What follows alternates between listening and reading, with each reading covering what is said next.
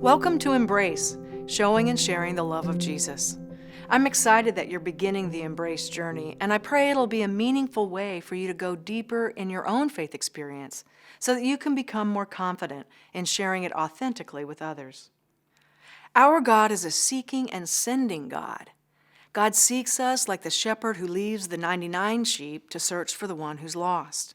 And when God finds us, God sends us to show and share the love of Jesus with others so that they can experience the amazing grace of God in their lives just as we've experienced it in ours.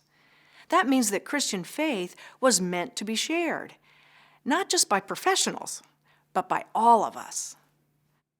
There are a lot of different ways to talk about this kind of seeking and sending.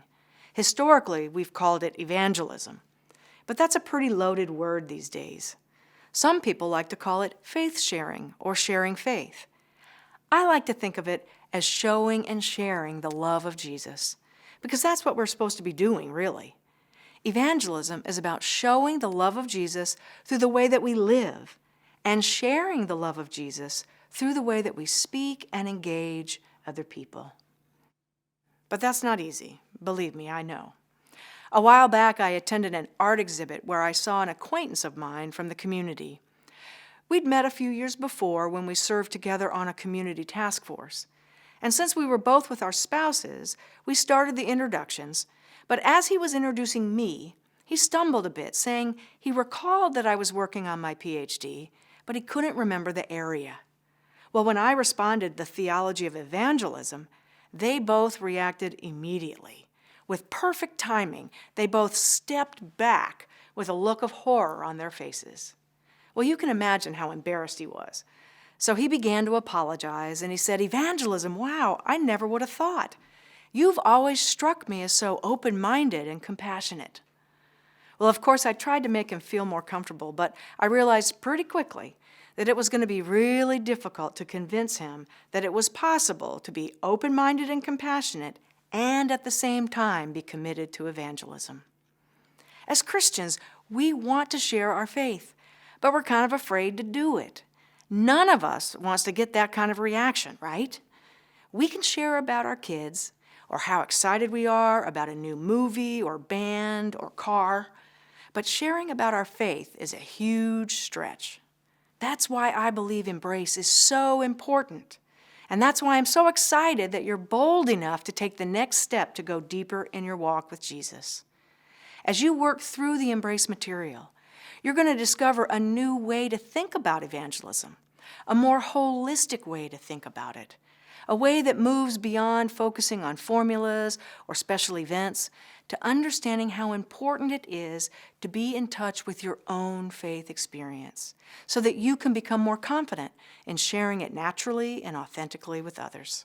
Embrace outlines 6 essential values that shape the way we show and share the love of Jesus. Those are humility, clarity, prayer, integrity, worship, and urgency.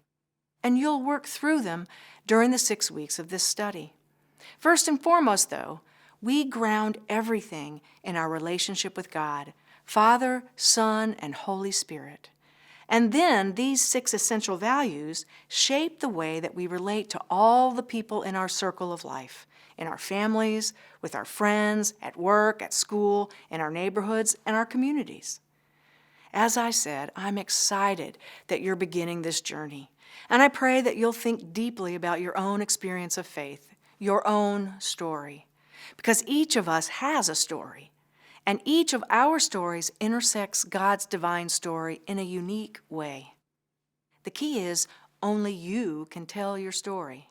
You're the only expert. There'll always be common themes in our experiences of faith. I mean, we're all human, but God deals with each of us in a special way, and that's important. But even more important than that is the fact that there are tons of people out there that really need to hear the good news of God's amazing love for them. And here's the deal. Some of them will only be able to hear that from you.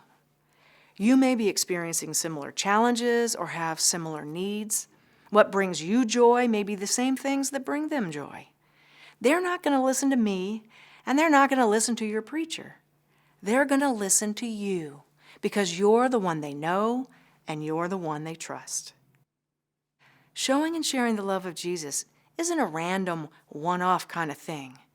It's a long-haul process, a long obedience in the same direction.